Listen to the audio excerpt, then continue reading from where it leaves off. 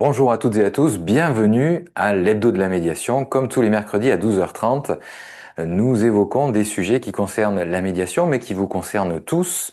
Et aujourd'hui, particulièrement, on va parler d'un sujet qui ne paraît peut-être pas évident, et on va voir que le conflit en soi, puisque c'est la thématique du jour, le conflit en soi est à l'origine du conflit avec les autres. Et pour en parler, évidemment, mon compère habituel, Jean-Louis Lascou, pour parler de la Bonjour médiation. Jérôme. Bonjour Jean-Louis, et puis on va Bonjour à parler tous, ensemble, évidemment. oui, on va parler évidemment de conflit en soi, mais aussi de médiation introspective. Alors peut-être déjà qu'on peut redéfinir, parce que si on parle de médiation introspective, il y a peut-être d'autres médiations. Cette typologie qui est plutôt récente dans la médiation professionnelle mérite déjà qu'on décortique les trois possibilités peut-être. C'est exactement le sujet, parce que quand on parle de médiation, habituellement, on parle de l'intervention d'un tiers quelque part.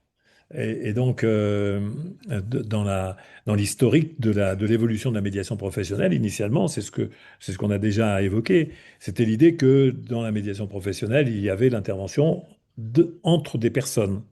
Et donc, quand on y réfléchit un peu plus, on peut s'apercevoir que la première relation qu'on entretient, et c'est ce qu'on dit aussi dans le cadre de la médiation professionnelle, la première relation qu'on entretient, c'est la relation avec soi-même. Et donc, comment on peut la formaliser, cette relation?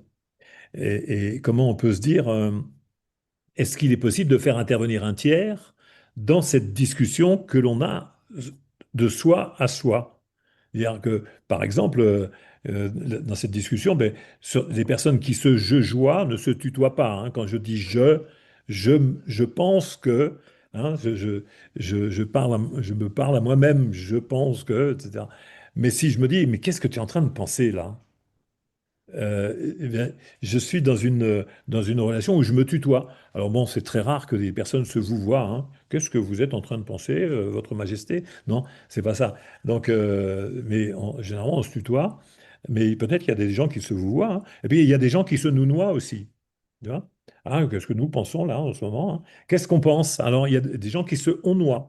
Donc, tu vois, c'est-à-dire, c'est toujours intéressant de voir qu'il y a des écarts comme ça dans cette discussion que l'on peut entretenir avec soi-même.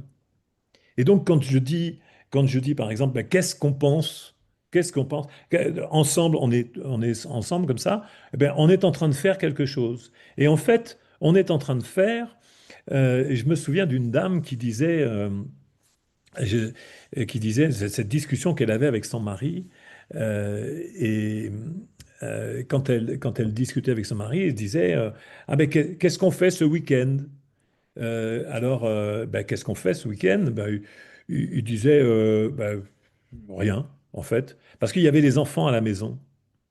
Et donc, quand il y avait des enfants à la maison, elle disait, qu'est-ce qu'on fait ce week-end? Elle parlait d'elle et des enfants.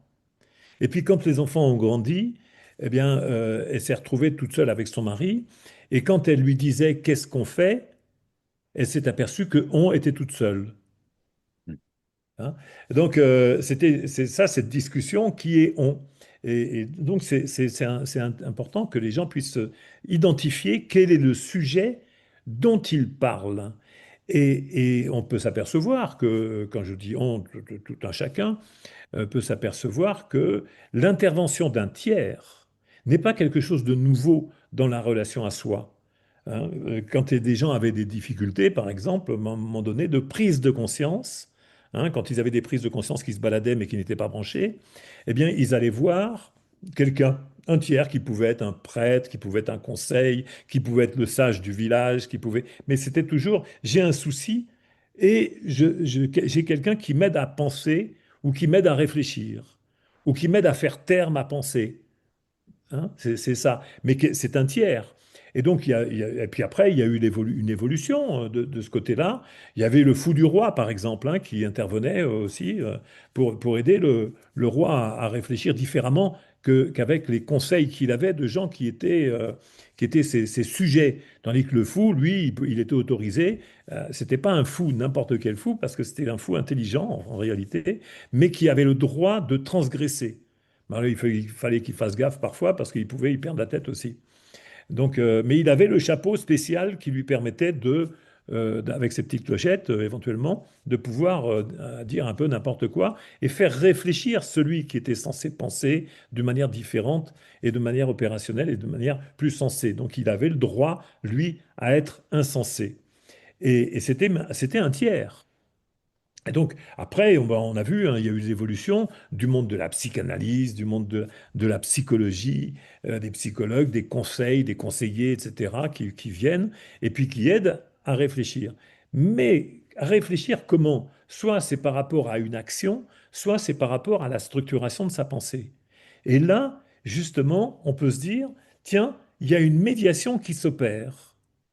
Et c'est pas une médiation entre moi et quelqu'un d'autre. C'est pas une médiation entre moi et une organisation et mon projet d'organisation, mon projet organisationnel. C'est une relation de moi à moi-même. Et de moi à moi-même avec le fait que je me tutoie. Ou que je me vous vois, que je me onnoie, que je me. N'importe quoi, que je me jugeoie même, si c'est ça. Mais on voit que ça manque de mots et je trouve que c'est très symptomatique le fait de ne pas avoir identifié cette discussion de soi à soi.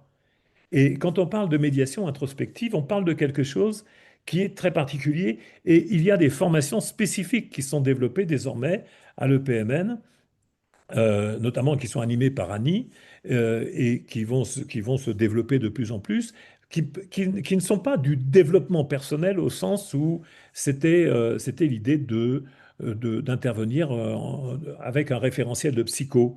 C'est de l'apprentissage de soi.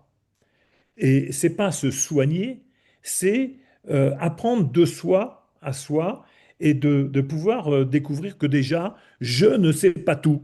Hein, contrairement à ce on pourrait croire, qu'on a déjà des informations et qu'il faudrait les révéler comme une sorte d'accouchement de soi, hein, qui est une vieille tradition, une mystique qui était dans la démarche de je vais accoucher de moi-même. Hein, c'est quand même, c'était toute une mystique, hein, cette maïotique qui était utilisée avec le référentiel d'écoute active, etc.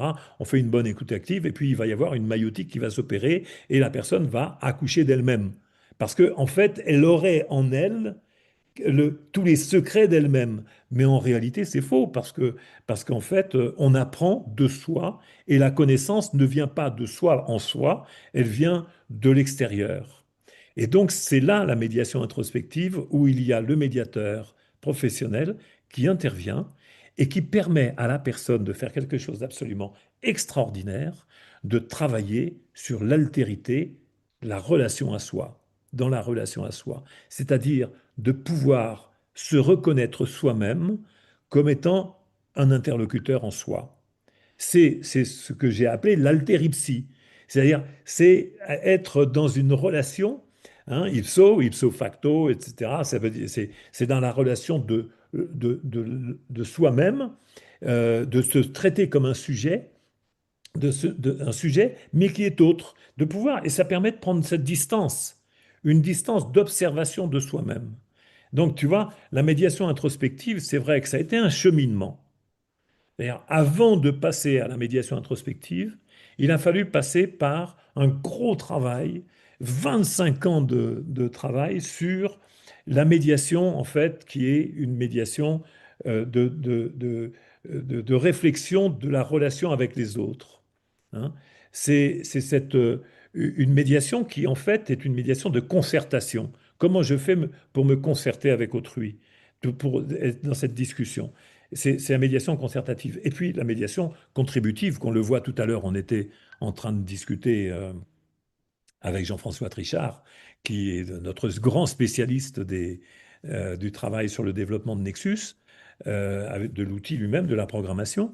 Et on était en train de travailler sur la médiation contributive avec les outils de Nexus. Mais là, on est sur un espace avec la médiation introspective, on est sur une discussion qui est une aide dans la relation à soi. Et là, l'une des premières choses qu'on peut dire aux gens, c'est si vous voulez commencer à pratiquer une, une médiation efficace de vous-même à vous-même, première des choses, arrêtez de vous insulter, arrêtez de vous diminuer, arrêtez de vous rabaisser, arrêtez de vous glorifier, arrêtez tout ça. Parce que tous ces propos jugeants sur soi contribuent, en fait, à la dévalorisation de soi. Même quand vous vous dites, qu'est-ce que je suis bon?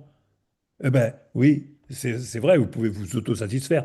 Mais attention, si c'est en permanence, comme il y en a qui le font, hein, ils ont un ego surdimensionné, on les voit, ils arrivent au plafond des gouvernements, mais on voit que s'il y a des grands risques de chute, hein, et la chute est d'autant plus redoutable qu'on pense qu'on est arrivé complètement au sommet.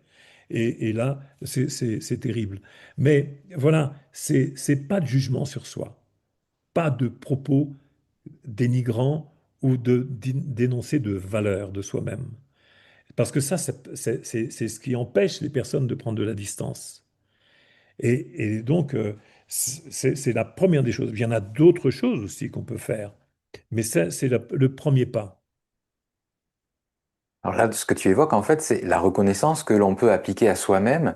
Alors la reconnaissance, il y a un hebdo entier qui a été spécialement fait là-dessus, hein, les trois points de la reconnaissance, c'est la légitimité du point de vue, c'est la légitimité de la bonne intention pour soi-même et la légitimité de l'action que l'on a pu mener. Si déjà vous pouvez être en capacité de reconnaître ces trois légitimités qui sont inhérentes à chaque être humain finalement, eh bien c'est aussi le moyen d'éviter de se juger, de se donner des mauvaises intentions ou de se forcer à faire quoi que ce soit. En fait, le conflit en soi, il naît aussi de trois éléments que l'on a tendance à faire, à cultiver, à bien gérer cette fois-ci. Ce sont les regrets. Hein, on peut avoir un remords d'avoir fait vivre ou de ne pas avoir fait quelque chose à l'autre. On peut avoir une rancune face à quelqu'un qui vous a fait subir quelque chose que vous ne vouliez pas.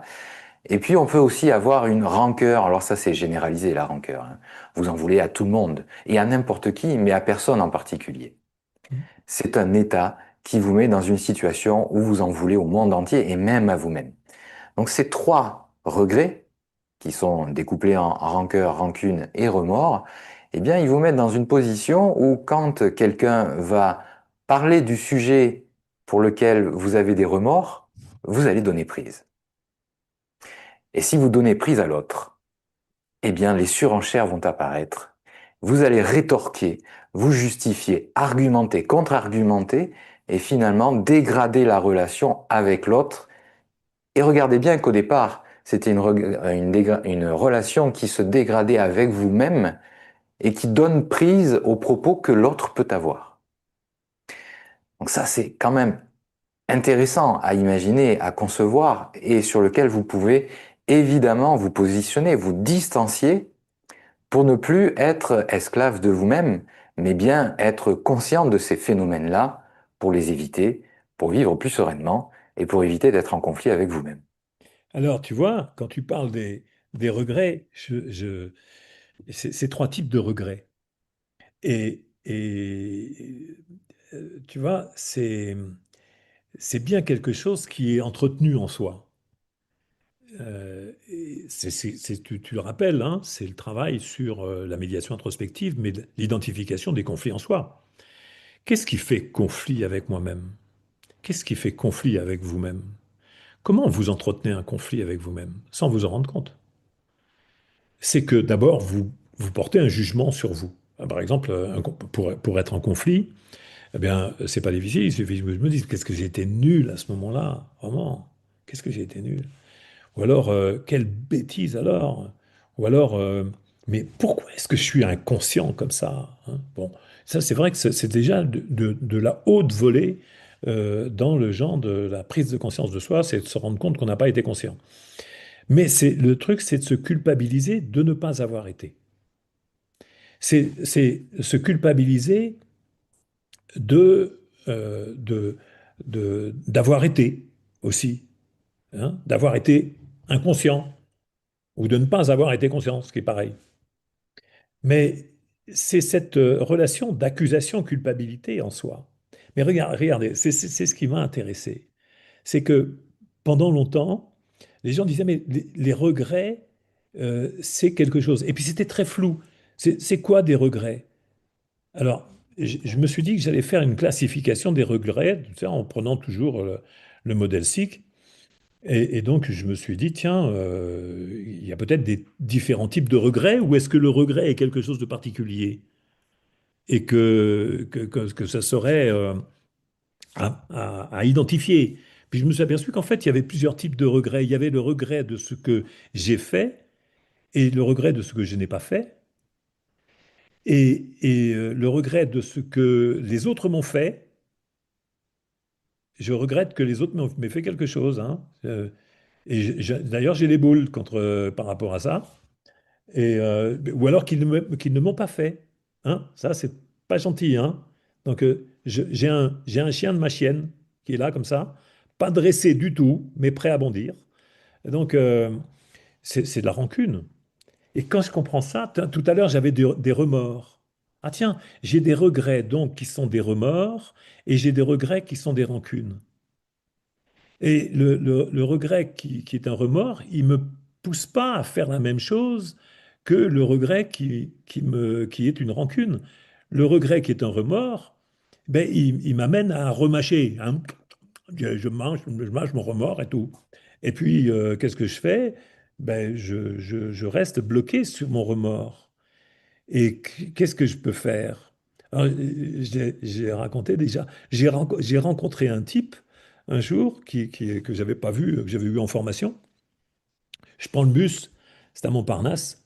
Je prends le bus, le 91, si je veux faire de la pub cette ligne de bus, qui va directement Montparnasse, gare de Lyon.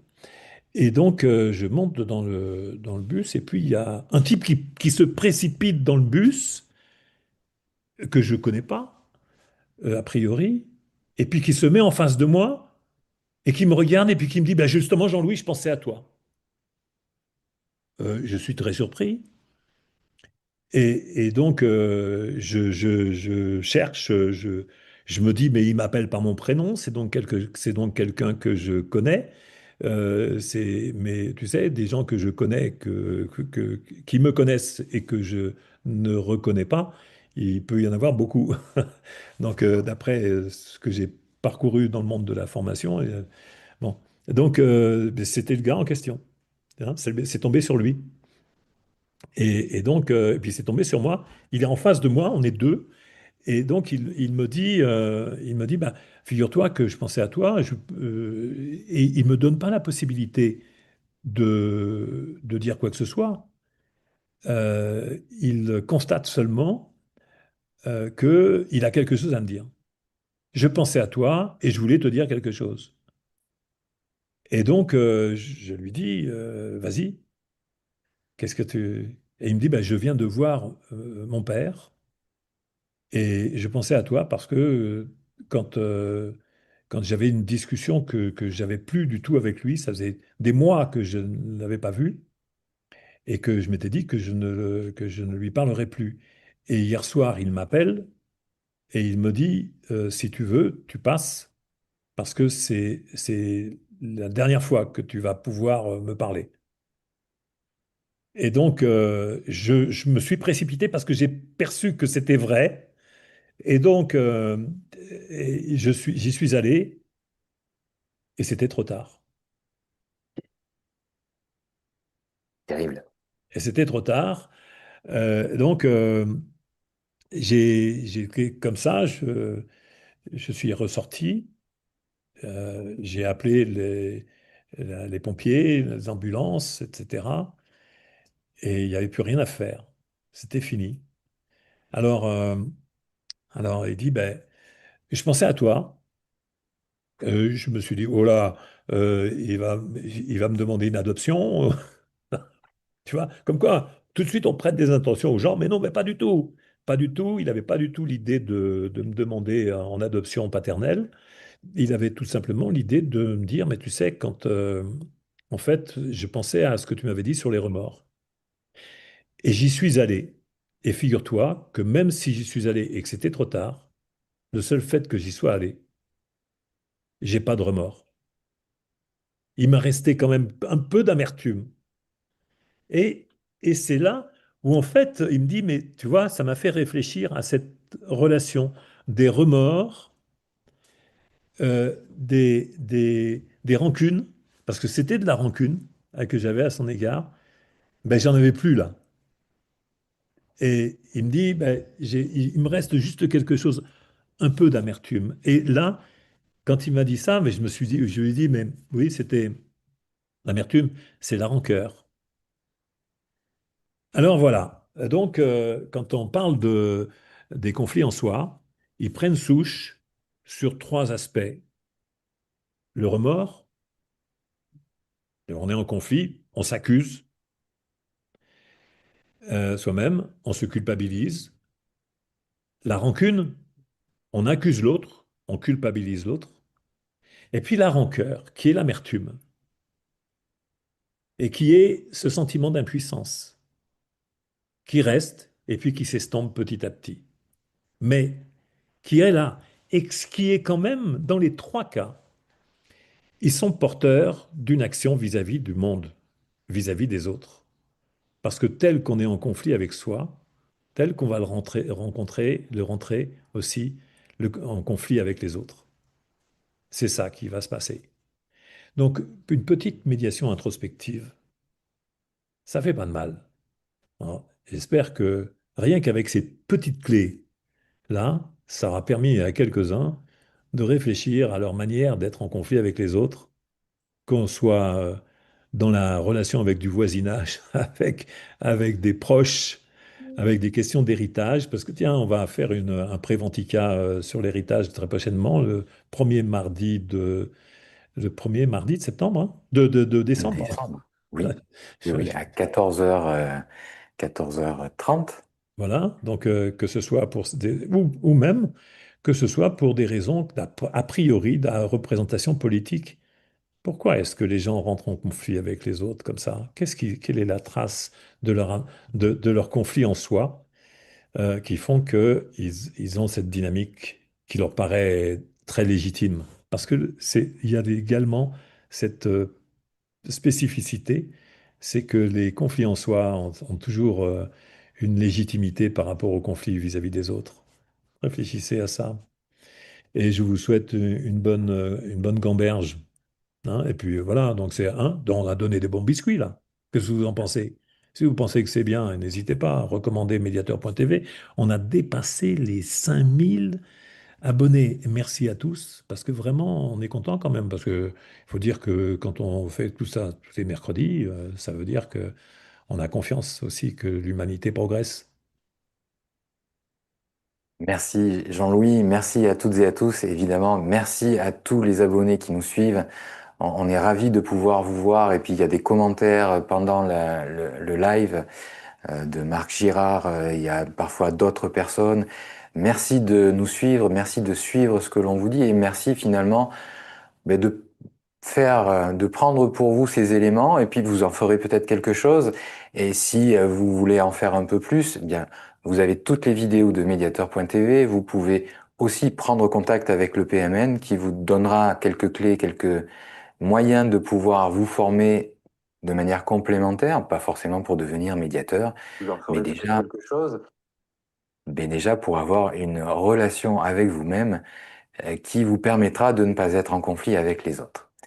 Merci à toutes et à tous. Rendez-vous mercredi prochain à 12h30 sur mediateur.tv. Bonne semaine. Salut!